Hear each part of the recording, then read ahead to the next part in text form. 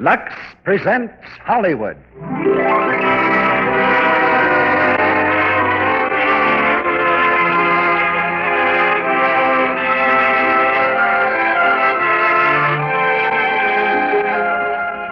The Lux Radio Theater brings you Bette Davis and Spencer Tracy in Dark Victory.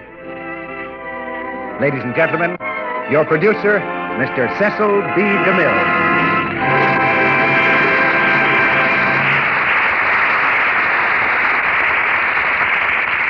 Greetings from Hollywood, ladies and gentlemen. Each year, the actors, directors, producers, and other members of the Academy of Motion Picture Arts and Sciences vote on the outstanding accomplishments of the year in Hollywood. The last Academy Award for the best performances by an actor and an actress went to Spencer Tracy and Bette Davis. Both these stars are with us tonight, and even the unemotional lights in front of the Lux Radio Theater have a special glow of pride in our players and our play, Dark Victory.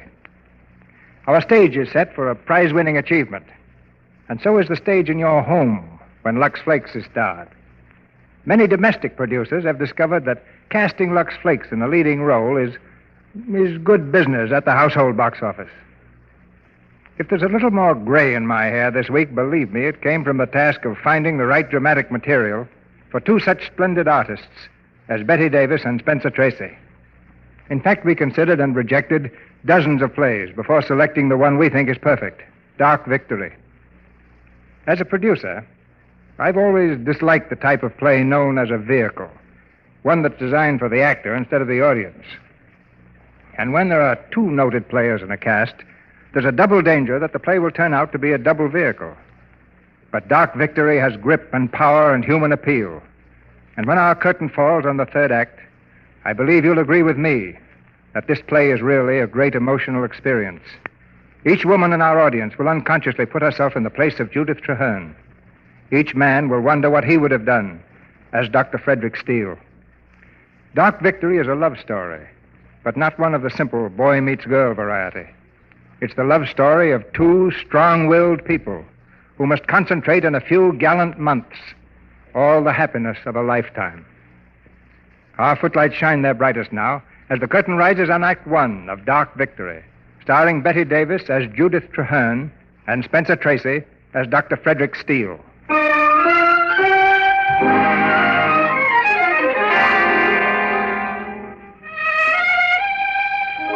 At Miss Judith Traherne's estate on Long Island, another all-night party has run its course.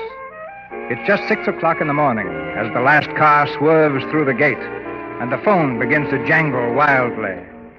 First in one room, then another, from the servants' quarters to the kitchen, and then at last in the bedroom of Miss Traherne's secretary and companion. Hello? Miss Traherne's secretary speaking. Well, good morning, Miss Anne. It's a cheerful day now, isn't it? Who is this? This is Michael over at the stable. Michael, what do you mean by calling at this hour? I was wondering if I might speak to Miss Judith. You certainly might not. You know there was a party here. She hasn't had an hour's rest. And who is it? Not important. You better go back to sleep. Now, don't argue, Doc. Hello. This is Miss Judith Traherne of the Sleepy Trahernes. Is it now? Well, this is Mr. Michael O'Leary of the Wide Awake O'Learys. We got a customer for that colt of yours. He's down at the stable now. We can get 10,000 if we snatch it quick. If you mean challenger, Michael, not 10 and not 20. My head's just woozy, not vacant. If you don't mind my saying so, Miss Traherne, it might be a good idea for you to take charge of the cups and ribbons and leave the handling of the horses to me. I do mind your saying so. You had your orders last night. I ought to slap that man's face. Michael's impertinent sometimes, but he's just about the best trainer money can buy. Help me up, Dolly. I'm going down to the stable. Will you, please? Ooh. Oh, you know, I'm absolutely giddy. Look at me. What is it? Another headache? A hangover you could hang your hat on. Oh, from what? You didn't touch a drop last Oh, night. I did so gallant. No, you didn't. I watched you. As fast as you were handed cocktails, you slipped them into the flower bowls. It was your petunias that got tight, not you. Well, why can't I walk straight then? You're silly if you don't believe me. Judith, I don't like the way... I'm going to send for Dr. Parsons. No. Why not, Judith? Now, listen, I'll be all right in a minute. Be a darling, Anne. Get my things, will you? And tell John to bring up the car. Tell him to hurry.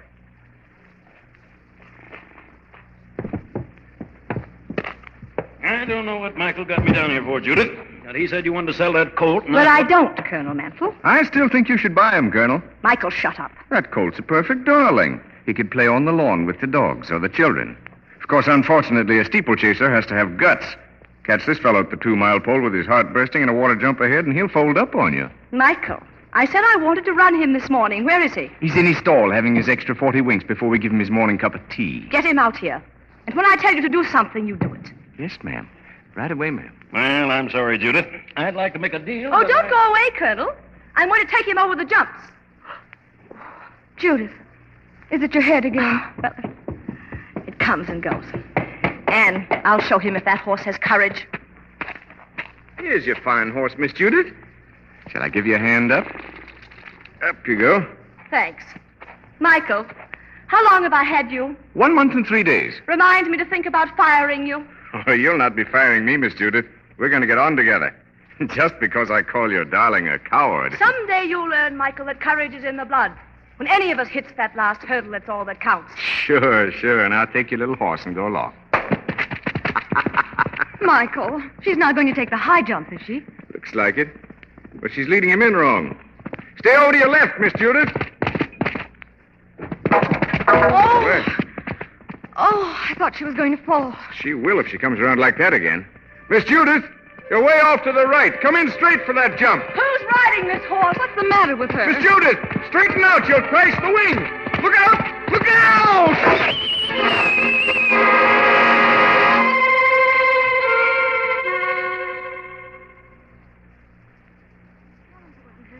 It's a gash on the head.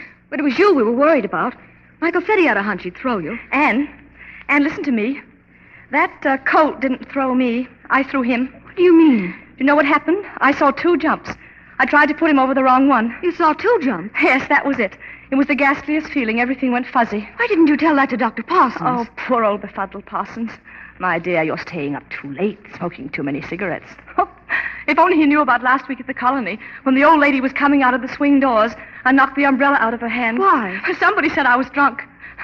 And another time coming out of Helene's on Park Avenue, I ran right into a woman with her dog on a leash. I ran right into the leash. Judith, Oh, I didn't hurt the dog, but the woman was furious. Darling, confidentially, this is more than a hangover. Well, if you don't tell Parsons these things, I will. Ah, no, you won't, Anne. You're my truest and best friend, and you won't tell a soul. I wouldn't have told you, except that I won't have a dumb animal blamed for my mistake. Come on now, we're going to town, aren't we? Judith, Parsons is coming back. Why? I promised we'd go with him to a specialist about this giddiness. I haven't time for doctors. But you may be really ill. I haven't time to be ill. Come in. Dr. Parsons is here, Miss Judith. Oh, boy. Well, Judith, are we ready to go? No, Doctor Darling, we're not. She says she's not going with you. Why, but Judith, I think you ought to.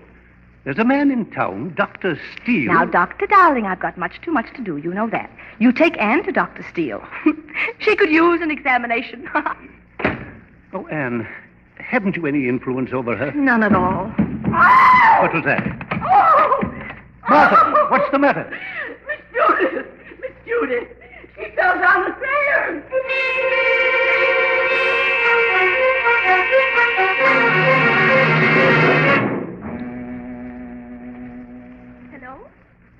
Hello, I can't hear you. Yes, this is Dr. Steele's nurse.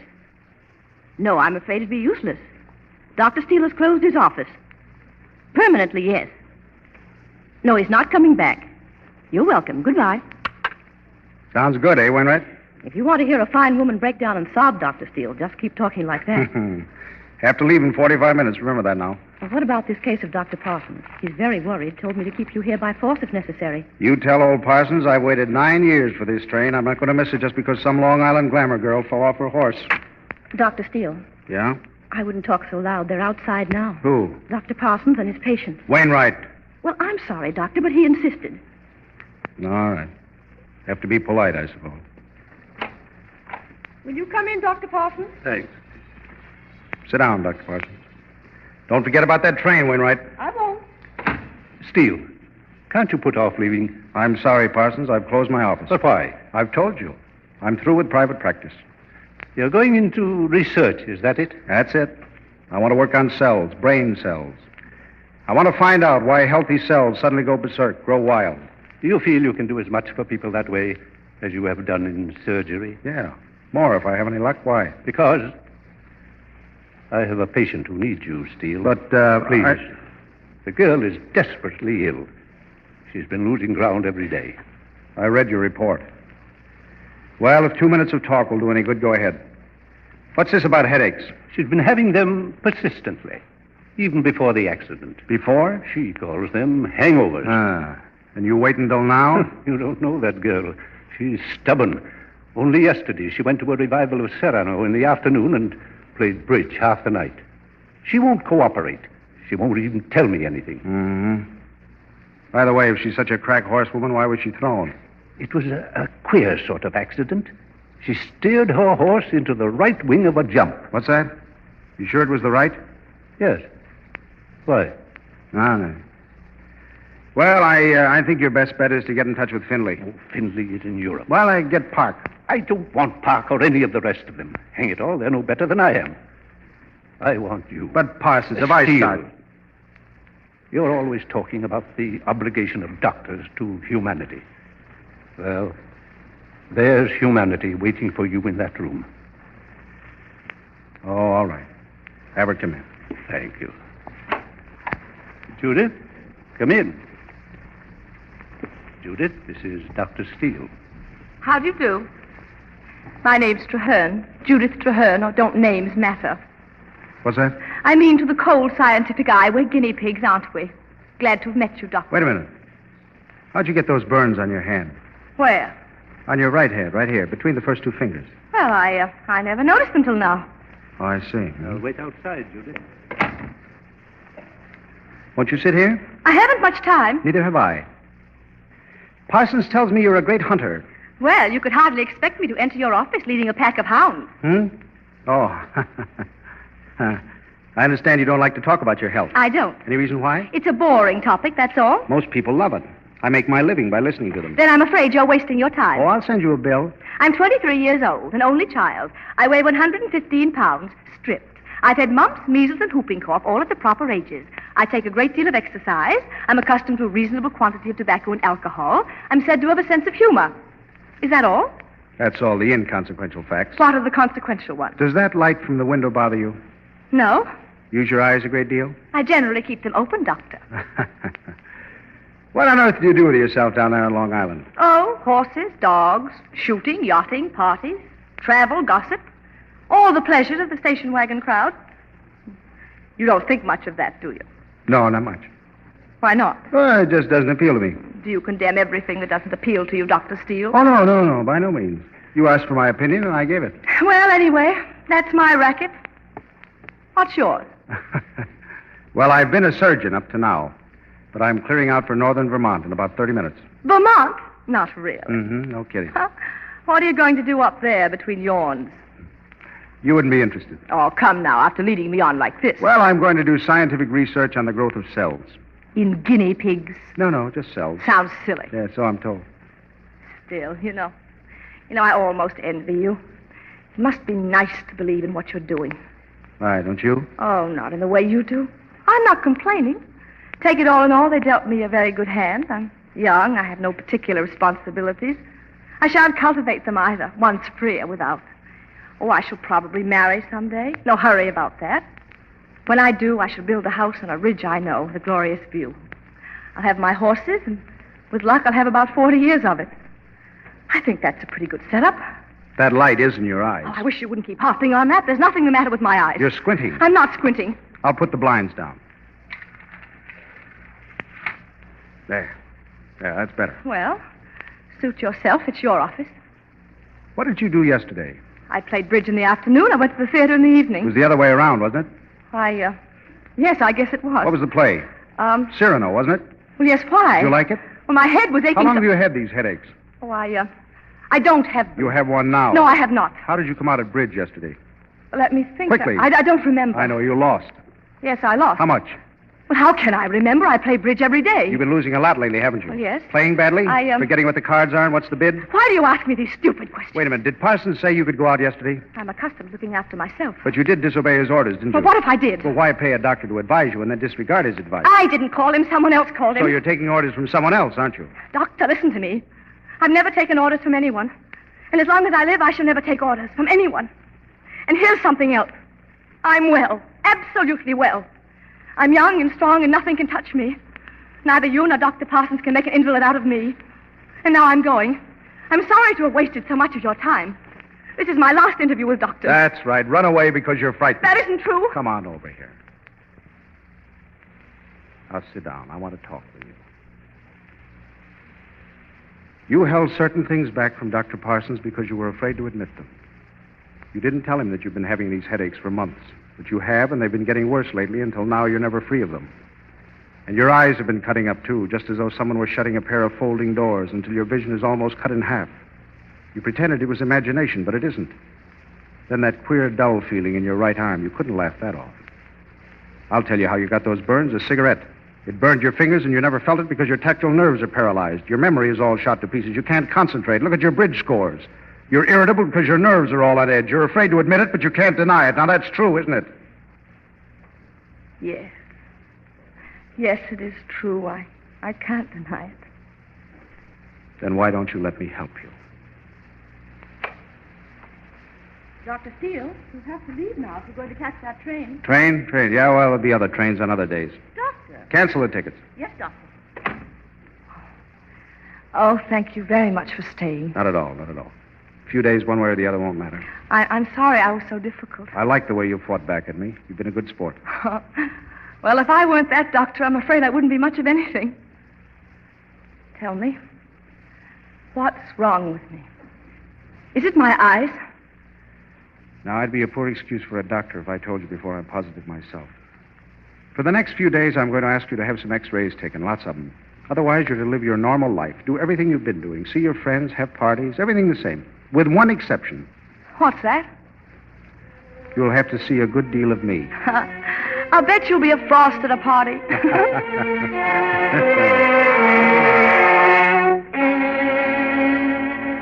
Well, Dr. Steele, have you reached a verdict? Yes. The prisoner will rise. The sentence? We will have to operate. Operate? On me? Where? My head? Yes. Oh, no, I won't.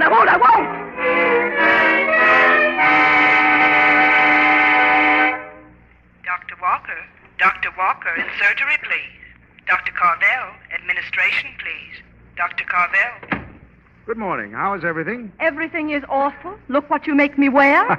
The operating gown? Pretty dowdy, aren't they? I suppose you brought a lot of nice things of your own. Well, of course I did. I have lovely nighties. I bought 2 new ones, especially for this. Miss Ann, I see no reason why Miss Traherne shouldn't wear something of her own. They're in the drawer. Yeah, have them ready for her when she comes back from the operating room, will you? And now, Miss Traherne, how about drinking this? What is it? That's just something that'll make you sleep. Bite down. That's right. Well, I don't want to go to sleep. How could anyone sleep in a 2x4 like this? At home, I have a bed big enough for 6, and here I can't move. Now, wait a minute. I'll show you something nice about this bed. See, it goes up to rest your legs, and goes up and down to make your back feel better. Why, before you're through, you want to take it home with you. You know, you do make it feel better. I can't understand me. I've never given in a fraction to anyone else. And here I am letting you bounce me up and bounce me down. In fact, I'm letting you. Tell me, exactly where does it happen? Here, in my head? That's my worry. Doctor, how do you do it? Just what do you do? Chatterbox, aren't you? It is very distasteful, isn't it? Oh, well, I don't care. I don't care about anything. This is such a nice bed. And it's a nice room, too. Thank you, Anne. Anne, you're standing over there miles away. Come over here. I love you, Anne. I don't know what I'd do without you. I love you. Do you and the doctor like each other? Of course. Sure. I want you to like each other. Because, you see, I love everybody. Will they cut off my hair? Just a little of it. But I don't want my hair cut off. It'll grow back. Oh, yes. Of course it will. Isn't that silly of me? I feel so good. Nothing to think about. You're going to sleep now. That's right. I must do everything you say. I'm in your hands, Doctor. They're such nice hands. Nice, strong hands. Doctor, Yes? when you get inside my head, see if you can find any sense in it.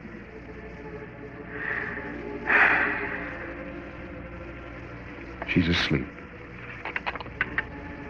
Hello.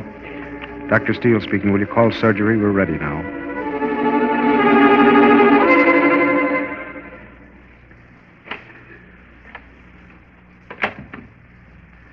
Well, how is she?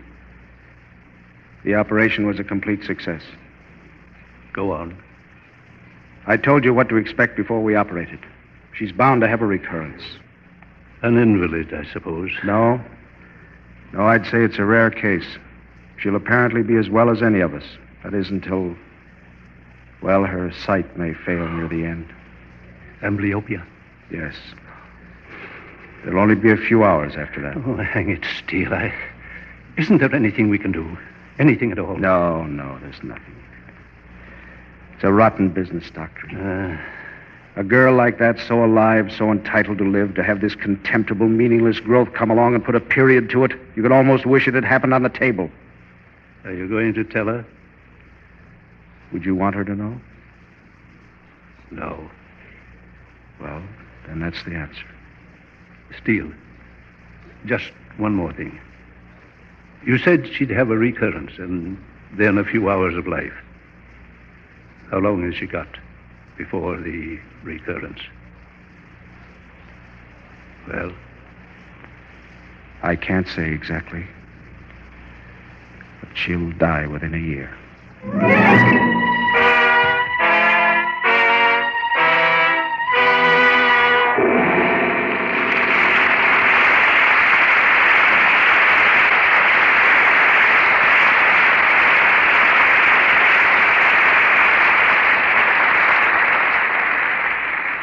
You have just heard Act One of Dark Victory, starring Spencer Tracy and Bette Davis.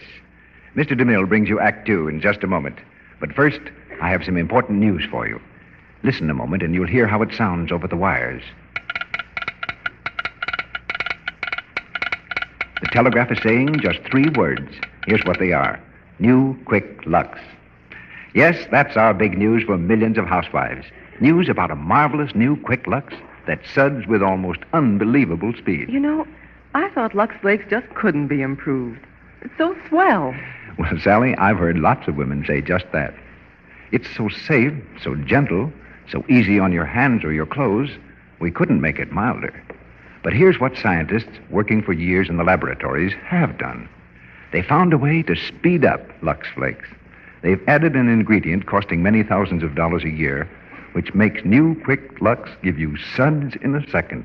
So fast, well, it's almost unbelievable. You'll think so, too, when you pour out these delicate, surer flakes. Why, you turn on the water, and they bubble into suds like veritable magic.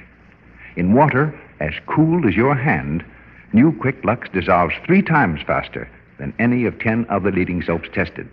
Flakes, chips, beads, and bars. Yet you can get this wonderful new Quick Lux at no extra cost. Here's another grand point. New Quick Lux goes further, gives more suds, ounce for ounce, than any of these other soaps. It's so very thrifty to use, and it's so gentle, so safe for everything safe in water. Why not stop at your grocer's tomorrow and say, New Quick Lux, please? Your grocer has it. It's in the same familiar box, but it's the wonderful new Quick Lux Flakes. It suds faster, it's thrifty, it's so safe. You'll love it. Now our producer, Mr. DeMille. Act Two of Dark Victory, starring Spencer Tracy as Dr. Frederick Steele and Bette Davis in the role of Judith Traherne, with Lorene Tuttle as Anne.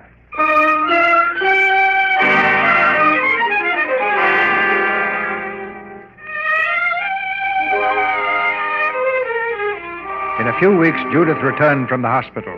A new Judith, with sparkling eyes and steady hands. She's invited some friends to celebrate her recovery. As she moves gaily among them, Dr. Steele watches from the doorway, his face drawn, his eyes filled with pity. At last, Judith sees him and runs quickly to him. Doctor, where in the world have you been? Hello, Judith. My friend? This is the gentleman who did my operation. Dr. Steele, my gang. How do you do? Now, come over here. I want to speak to you. You're late, you know. I was at the hospital. Ah, never mind that. We're not interested in medicine here. Sit down, won't you? Have some champagne? No, thanks. I had one. You said I could. Have you been a good girl? No. I thought not. Did you drive into town for lunch and come right back? Father, I cannot tell a lie. What did you do? I bought these shoes. Like them? Mm-hmm. They're very pretty. What else? This dress. And some other new frocks that will stun you. Oh, thank you so very much for the 2 inches off my middle. And, Doctor, thank you for my life. What can I ever do for you? Oh, Anne. Anne! Coming. What? Excuse me, Doctor. Anne, has the package come yet? Just arrived. Shall I get it? No, let me. Be right back. Don't go away. Well, Doctor, doesn't she look wonderful? Aren't you proud? Proud? Yes, I'm very proud. Doctor, when you came down to Judith's room right after the operation, you had a certain look in your face. I thought it was the strain, the tension of the operation. I don't understand you. Well, you have that same look in your face now. Is there anything wrong? Anne, I'd rather If not. there is, please. You see, I am her best friend. Will you come outside? Well, Are you strong enough to hear the truth? then there is something. Yes, there is. I can't save her, Anne. Nothing can. Nothing. You mean she's going... Yes. She'll die. Well, so are we all. She's going to die of that growth for which we operated. No. It's true. You mean she'll have that pain again? And that horrible confusion? No, she's not going to suffer again. That's all behind her now. How will it come? It'll come quietly, peacefully. Oh, God's last small mercy. You mean it will come without warning? She'll have no chance to be ready. There may be a moment very near the end when she won't be able to see quite as usual. She'll go blind. A dimming of vision. Then after a few hours, say 2 or 3, Doctor, how long has she? A year? 6 months? possibly more. Oh, I don't believe it. And if I could literally cut off this arm... I know. You'll have to buck up. She mustn't know. You sneak. You're hiding out on me. What's the idea? Well, actually, we were talking about just how much you ought to do. I told him you'd had a devil of a day, and he doesn't seem to think it matters. I've had the best day of my life. Doctor, here's a present for you. Oh, Judith, you shouldn't. Oh, now, don't play surprise. You know you doctors always expect your GP presents. And if I'm not a grateful patient, there never was one. What's in it? A little gold and a lot of sentiment. Look at that man, Anne. I thought surgeons had to have such steady hands. Let me help you, Doctor. Thank you. Well, do you like them? Or don't you wear cufflinks? Thank you very much. It's the best present I've ever had. Oh, I'm so glad you like them. Of course it isn't enough. Nothing ever could be. Wait, I've an idea. This is my birthday. What? Well, it is really, you know, my new birthday. Every year on this date we'll meet, just us three. We'll meet and have a party. Why, what's the matter? Nothing. It's a grand idea. Of course it is. Come on, we'll start now.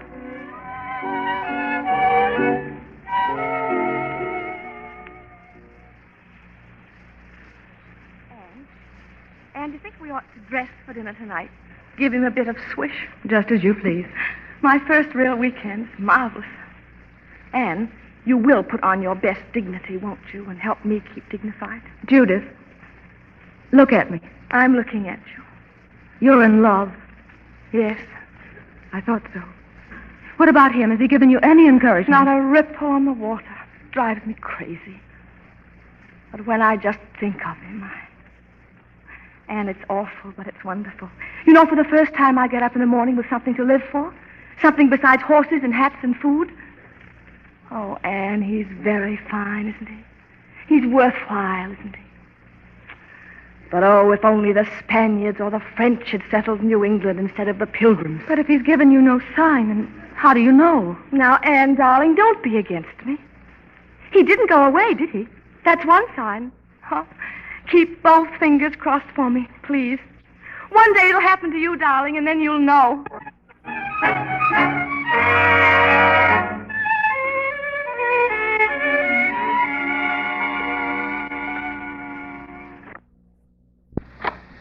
Come in, Anne.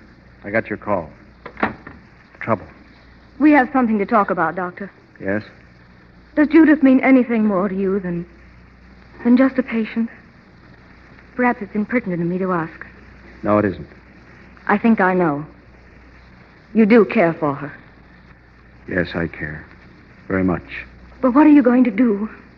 Are you going to tell her? She'll expect you to marry her. Or is it better for you to go away and leave her to us? Well? You know, Anne, women have never meant anything to me before. I'd never met anyone like her. I was all set to. I had plans, arrangements made. Yes, Vermont. Why don't you go away for your own sake? For your work? Work? When I can't cure her, there's nothing else on my mind. Look here, I had a letter from Vienna today, the last finding in the case. Here's the translation. Not a chance in the world. And the others, 12 of them. Prognosis negative, prognosis negative, prognosis negative. Oh, I'm so sorry for you both. You couldn't marry her. You couldn't watch her growing happier every day with this thing creeping up behind her back. Could you stand it? I couldn't. It isn't a question of what you or I could stand. The only thing that matters is that she should be happy every hour. All my life I've told people what to do. Now, Anne, what shall we do? What can we do?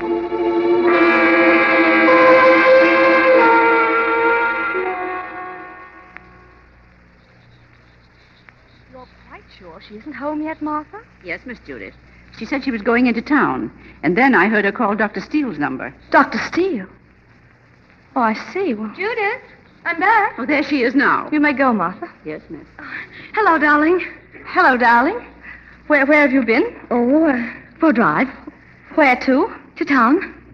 What for? Oh, And where did you go? Judith, please. Hello. How are you, Anne? Oh, I'm sorry. Did I stumble into something? Yes. We were just on the verge of a jealous scene about you. What? Judith, don't. I suppose I'd better go. You didn't mean that, Judith. Darling, you poor fool. Don't you know I'm in love with you? Well, of course I've made an idiot of myself. Naturally, you must be embarrassed. You see, you've been proposed to. Well, all you have to say is that you don't want me. But I do want you. I came here today to tell you I wanted you. Oh, my darling. Judith. Judith, darling.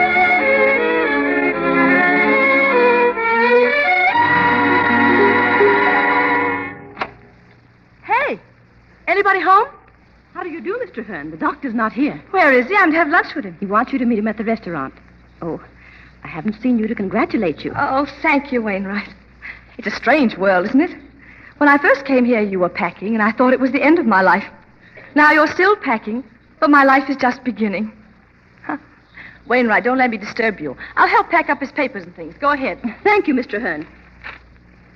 You know, Wainwright, it's nice to marry the man you love. I darn nearly broke my neck to get him. Of course, it's a perfectly screwy setup. Vermont and Long Island. We don't live in the same world. Do you suppose Vermont and I will understand each other? I don't know much about Vermont except what he's told me. He loves it, doesn't he? Ah, then I will, too. You know, Wainwright, I'm going to sell my house and my apartment, everything. Well, what's this? Case history, Miss Judith Traherne. Oh. Examination of the tissue samples proved the original diagnosis. The prognosis is definitely negative. Negative. Oh.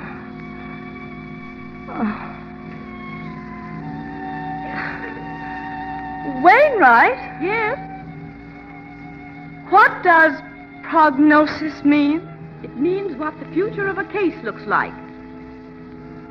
What does negative mean? It means hopeless, a case that... Mr. Hearn! What is it? Mr. Hearn!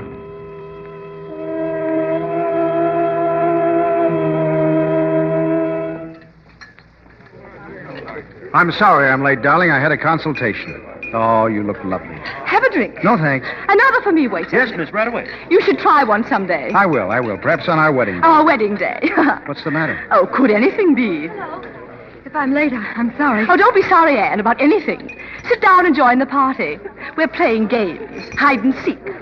You can play, too. Puss in the corner. What are you talking about? Oh, I don't know. Of course, if you like, I'll leave. You two dear friends probably have a lot to talk over. My two dearest friends. Anne, have a cocktail. I'm going to have another. Yes, I'll have a cocktail. Oh, they're fine. They deaden the brain. You know about brains, Dr. Steele. They loosen inhibitions and make the tongue waggle. You should both have one. Are you quite well, Judith? You should know how well I am. Am I well, Doctor? Shh, it's a secret.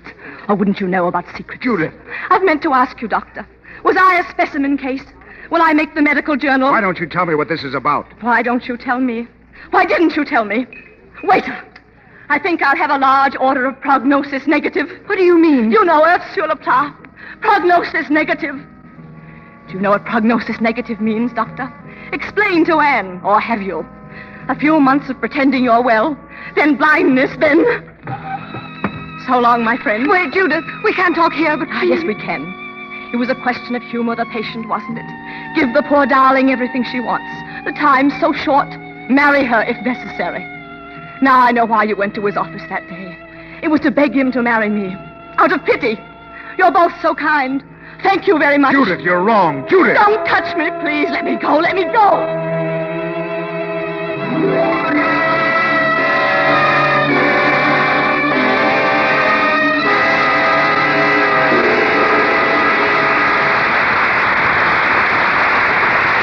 In just a moment, Mr. Dinner brings you Act 3 of Dark Victory, starring Bette Davis and Spencer Tracy. When you hear something that interests you very much, you want to pass it on to your friends, don't you? Well, that's the way it is with new Quick Lux Flakes. Women all over the country are talking about it. For instance, here's just a paragraph from a letter Miss Peggy Tippett of Baltimore sent us. Oh, Sally, will you read the part I've marked, please? Mm-hmm. She says, I didn't think Lux could be improved, but you've done it. New Quick Lux is amazing. It's so fast and so gentle and so thrifty. It's grand. And I second her on that, Mr. Ruick. Yes, Sally, but what else does she say? My sweaters look gorgeous after a dip in new Quick Lux Flakes. It's so gentle it leaves them soft and unshrunken. I keep all of my nice things new-looking longer with this care. New Quick Lux has made me more than ever a Lux fan. Thanks, Sally. Like so many other women, Miss Tippett thought Lux Flakes were just about tops, that they couldn't be any better. Well, we couldn't make them safer or more pure, but our scientists found that by adding a wonderful new ingredient, they could speed up the suds. New Quick Lux gives you suds in a second. The flakes are so fine, so sheer, they burst into suds at the touch of water. In water as cool as your hand, they dissolve 3 times faster than any of the 10 other leading soaps tested. Flakes, chips, beads, bars. New Quick Lux makes faster suds. And it goes further. That's right. It makes more suds, ounce for ounce, than any of the other soaps tested. That means Lux is thrifty, doesn't it, Mr. Ruick? And that's good news to any woman. Yes, Sally. New Quick Lux cost you no more. Not 1 cent was added to the price. New Quick Lux is fast, it's thrifty, and it's safe. As mild and pure as ever.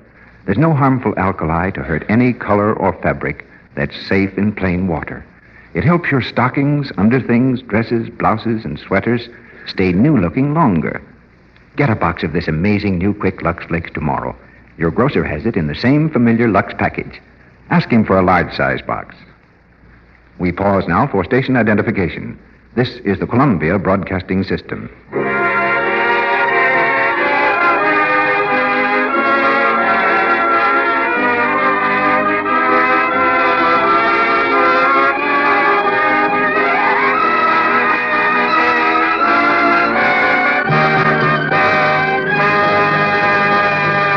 We continue with the third act of Dark Victory.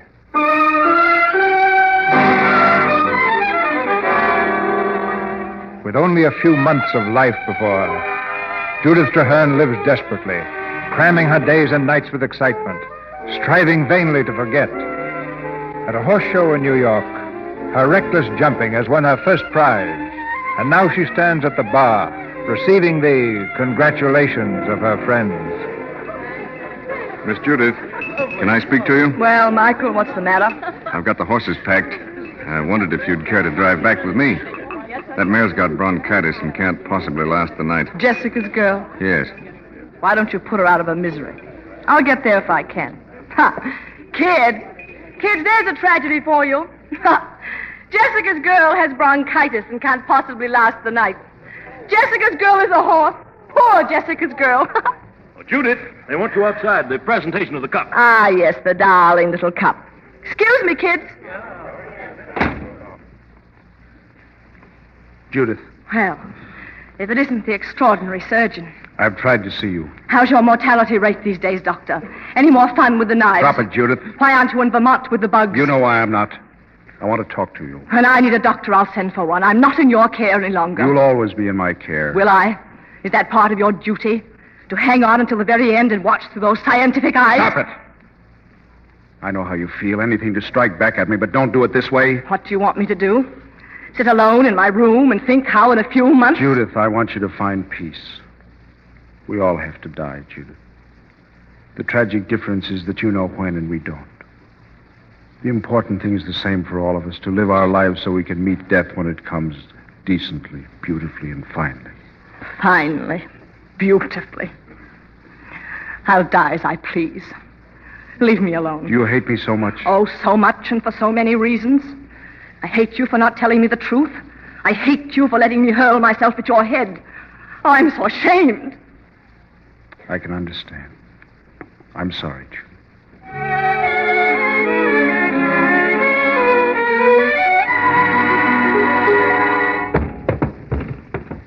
Easy, girl. Easy, Jessica. That's the girl. Well, is she going to live, Michael? I guess so. It was touch and go for a while, but she's game. She put up a brave fight. How nice. Can I take you home, Miss Judith? No, thanks. I have a car. Well, I'll have it sent around. No, I'm not leaving yet. Michael, talk to me. What shall I talk about? Oh, anything. Just talk. Tell me about you, Michael. Me? Yes, just as one human being to another. All right. Sure. Do you have a happy life, Michael? Not always. I've thoughts I have to smother down. Thoughts? What thoughts? I guess I was born out of my time, Miss Judith. I should have lived in the days when it counted to be a man, the way I like to ride and the way I like to fight. What good's riding and fighting and having good muscles these days? What do they get you? What do you want? I told you I have thoughts to smother down. Thoughts about you, Miss Judith. Why, Michael, you're making love to me. You invited me to talk to you as a man, and it's as a man I'm talking. Surely I'm better than some of them that's playing around with you. They're afraid of you. Oh, I've heard them talking. They'd go after you, but they're afraid. I wish that I was in their boots. Do you, Michael? You wouldn't need to risk your lovely neck jumping horses for excitement. And the nights I've laid awake thinking of you. The things I've wanted to say to you ever since the first time I saw you. Well, why don't you say them, Michael? We're of a kind. Will you belong to me and no one else? Kiss me, Judith. Oh, Michael, let me go. I'm only a stable hand, is that it? No, it isn't that. I can't go on this way. Tonight it would be you, and after tonight, what? You again or someone else, and so on and on until the last hour. Michael, I can't die like that. Die? What's this crazy talk about dying? I'm going to die in a few months, Michael. Does that frighten you? Heaven forgive you for saying a thing like that. Yes, heaven forgive me. When it comes, it's got to be met finely, beautifully. That's what he said. Michael, I'm all shot. I'm all shot.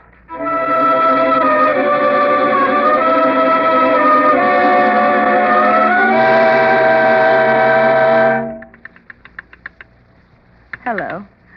Murray Hill 77340, please. Judith? Is that you? Yes, Anne, come in. Oh, it's so late, Judith. I was afraid something had happened to you. Hello? I see. Never mind then. Whom were you calling? It doesn't matter. Business of apologizing to a gentleman for ruining his life. Really doesn't matter. Oh, Anne, I'm so tired.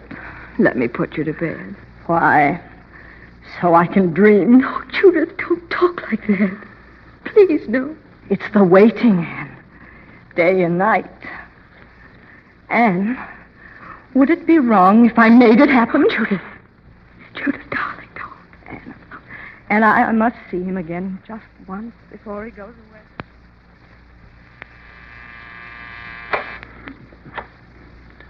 Hello, Judith.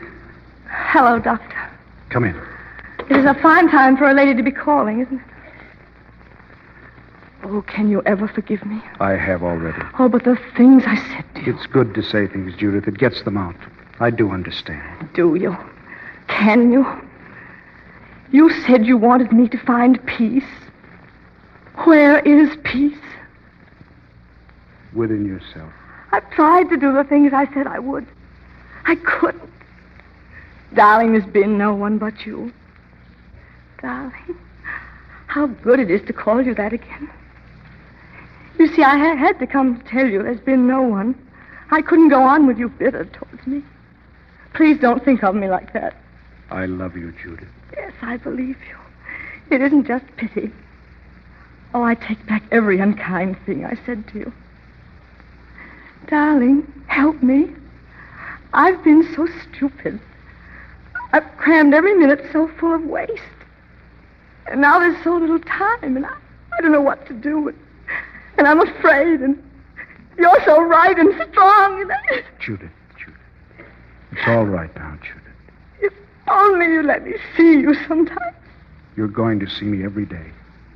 I'll show you what peace I can, Judith. You're coming with me to Vermont. Am I? Oh, no, that wouldn't be fair to you. We'd only have... Forever. Will you marry me, Judith? Marry? Oh. Wouldn't it be marvelous if we could? A real wedding, given away in church bells and champagne. A white frock and orange blossoms and a wedding cake. Oh, that's one thing I wouldn't have missed. And you're giving it to me. Oh, darling, I can never love you enough. Darling, look. It's a letter from Anne. Is she coming up to see us? Well, not yet, but soon, I think. Listen, I've been trying to rent the house ever since your wedding, but no one seems to have any money. And I'm not going to let tramps have it.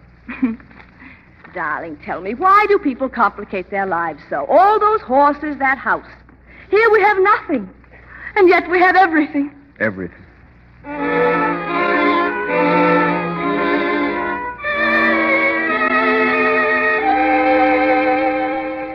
Are you supposed to be helping me, Anne? Where are the jonquilla bulbs? Oh, here. Jonquilla, narcissus, to be planted in early spring. Let me have them, darling. Won't they be beautiful next summer? How deep do you plant them? I don't know. Let's see. Plant the bulbs about... And look how dark it's getting. It must be going to rain. Why, Judith. Well, it's getting darker every minute. We must be going to have a storm. Well, you know, that's funny. I can still feel the heat of the sun on my hands.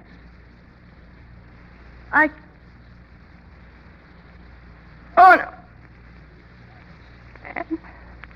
Anne. No, it isn't true. No, there are clouds. The sun has gone. A few hours of blindness and then... Oh, no! Out there. Anne, it's all right. No, be quiet, darling. Hello. There's the ladies' gardening group. Can adjourn their meeting for a moment. I've got some news. Yes, darling. Start packing. We're going to New York. Wait a second. I'll be right out. Judith, you can't. Anne, you mustn't say a word, please. You mustn't. Judith, this is great news. What's happened? Look, a wire from Dr. Fisher in Philadelphia. Martha took it down over the phone. Here, read it. Well? Anne, you read it. I never could read Martha's writing. Dr. Frederick Steele, Brattleboro, Vermont. Wild with excitement over your latest experiments. Biological tests convince me you may be on right road with isolation. Isolation, see? Choke off the oxygen. Oh, no, you two wouldn't understand. Believe we should present material at board meeting in New York tomorrow. Please wire. My enthusiastic congratulations, Fisher. Oh, but, darling, it's wonderful. Don't I know? I'm in the clouds. I wired Fisher I'd meet him at 10 in the morning. Oh, did you? Yeah, it means driving over to Mills Junction to catch the 4:40. Come on now. Give me a hand. I can't even find my socks. Judith, I'm going to tell Now, Anne, you must go right on with your planting, please. You can't let him go. This is the chance he's been waiting for. The chance to help other people who are sick. He's got to go, Anne. If I can only last till he goes. Judith. Anne, please, I know. You know what this means, don't you? If it's true, it means that in 10, 15, 25 years, I'll begin to get someplace. Oh, it's very exciting, isn't it? I'll say it is. Say, which one of those dresses do you want to wear, the gray or the black? Darling, I'm not going. What?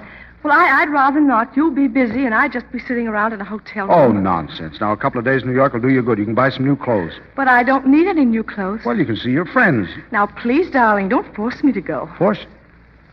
Well, of course, darling. It's anything you want, but... Well, New York would bore me. Really, it would. This is my home now. I'd rather stay here. Judith, you're trembling. Am I? Well, it's the first time we've ever been separated. Can't a girl get a little sentimental? Judith, I'm not going. I don't know what I could have been thinking about. I'll call Fisher and tell him. Darling, are you worried about me? Every minute you're not in my sight. Oh, but you needn't be. Anne's here. But if anything should happen... It won't, and even so, I'm not afraid anymore. I used to be. I died 1,000 times. The next time, death will come as an old friend, gently and quietly. Judith. Ah, but we've had so much, darling. Just minutes. If we lived to be 100, we couldn't have had more. And when the time comes... When the time comes, I'll go with you. Oh, no. I swear I will. No, you won't. You couldn't be that unkind to me. I couldn't live without you, Judith. But, darling, you must. I wouldn't want my death to be futile, meaningless. It is. Futile, meaningless, cruel. No, not if you live. If you can save others in the future who might die without you. Don't you see, you must go on with your work. You must wipe out this thing that's going to take me away from you. And with each blow you strike, you'll say, that was for Judith, my wife. Judith. Now, come on. No more nonsense. You go to New York, and I'll wait home as a proper wife should. Darling, tell me, have I been a good wife? Oh, my darling. That makes me very happy. Happier than anything else. You see, I've loved it so every minute. Oh, how can I make you understand? Look out there, out the window. Somehow it's been like that. Shining and quiet. Judith, I can't lose you. You'll never lose me, darling. Nothing can hurt us now, for what we've had can't be destroyed. Don't you see, that's our victory. Our victory over the dark. And it's a victory because we're not afraid. Now, come on, you'll miss your train. I don't want to go, Judith. Please, darling, here. Let me fix your tie. And for heaven's sakes, buy a new hat. I made up a list of the places where we could be reached. We won't need it. I'll be back as soon as I can. I know you will. Judith. Kiss me goodbye, darling. Mind yourself in the big city. I'm going to be awfully lonely. Oh, don't tempt me. Go on. Goodbye, my darling. Goodbye. Goodbye, Judith. Hurry home. Hurry home, darling.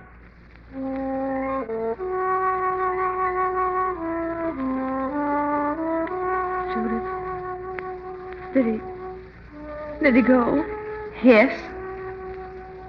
Judith. And have you planted the hyacinths yet? I'd like to help you with them. You see, they're his favorite flowers. Here they are. I'm afraid I won't be much help, but if you'll dig the holes, I can drop in the seeds. Darling, you shouldn't. And please, dear. See, I want to so very much. They should do well in this soil. Oh, the garden will be lovely in June, won't it, with everything blooming? I can see it. Anne, you will take care of my flowers, won't you? Water them well. Yes. And Anne, you will take care of my doctor. You know what I mean, Anne? Judith, please. You see, he'll need someone. He mustn't be alone. It's so much worse for him than me. I'm the lucky one. All I'll miss is growing old and being sick and tired and worn out. Promise me you'll never leave him. I promise. Anne, darling, now don't cry, please. I'm very happy, really I am. I think I'll go in now. It's growing so very dark. I'll go with you. No, please understand, Anne. No one must be with me. No one. I have to prove to him that I can do it alone. Maybe it will help him over some bad moments in the future to remember it. Be my best friend, Anne. Just take me to the stairs and let me go up to my room alone. Yes, Judith. Yes.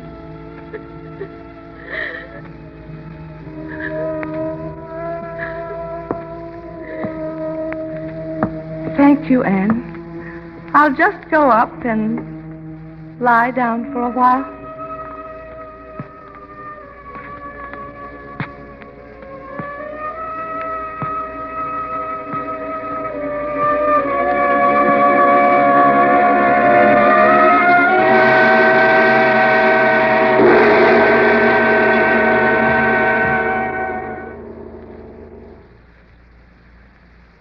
The brief time that destiny allotted to Judith Traherne has ended.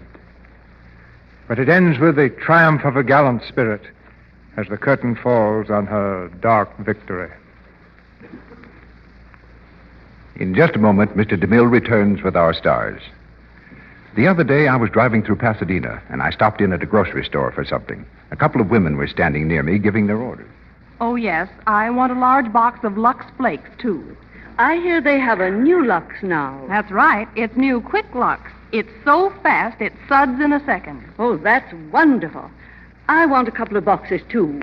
Well, naturally, that interested me. So I said to the grocer, "Looks like you're doing a rush business on Lux Flakes." I'll say. That new Quick Lux is going like hotcakes. You know, it's a funny thing. I've heard plenty of my customers say they thought Lux just couldn't be any better. It's so safe and gentle.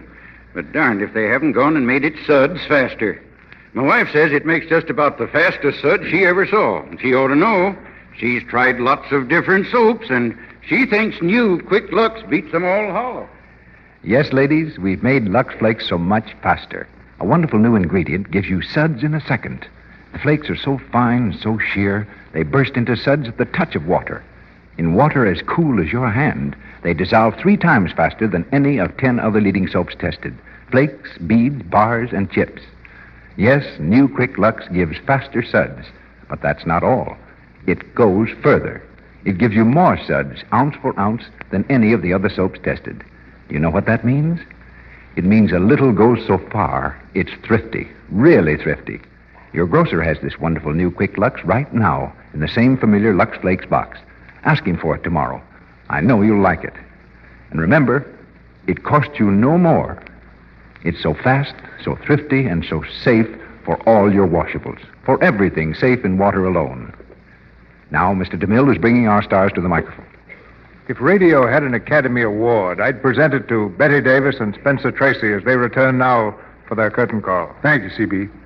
I'd like to pay my respects to George Brent, who created this part so beautifully in the picture. Betty, it was wonderful to work with you again. And the same to you, Spence. You know, Mr. DeMille, when I first came to Hollywood, I was in one picture with Spence. Then we worked for different studios, and we've never appeared together since. That was 8 years ago. Working with Spence in Dark Victory is particularly nice because it's my favorite play.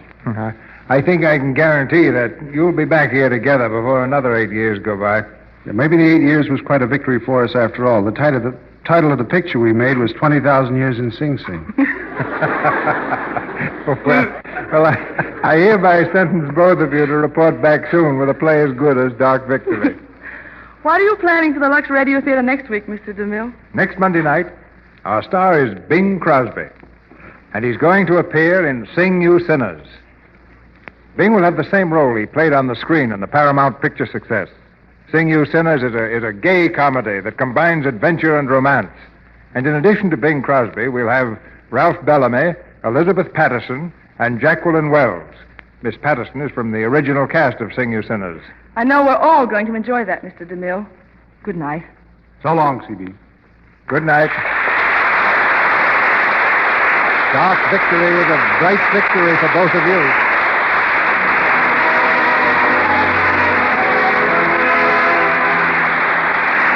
Our sponsors, the makers of Lux Flakes, join me in inviting you to be with us again next Monday night when the Lux Radio Theater presents Bing Crosby in Sing You Sinners. with Ralph Bellamy, Elizabeth Patterson, and Jacqueline Wells. This is Cecil B. DeMille saying good night to you from Hollywood. The part of Anne was played by Lorene Tuttle. Fred Shields was heard as Michael, Wright Kramer as Dr. Parsons, Martha Wentworth as Miss Wainwright, Clara Blandick as Martha, Lou Merrill as Colonel Mantle, and Nancy Leach as a nurse. Spencer Tracy appeared through the courtesy of Metro-Goldwyn-Mayer and has just completed this studio's production of Northwest Passage. Bette Davis is now starring on the screen in the Warner Brothers picture Elizabeth and Essex. The play Dark Victory was written by George Brewer and Bertram Bloch. The Warner Brothers screenplay was written by Casey Robinson. Our music was directed by Louis Silvers, and your announcer has been Melville Ruick.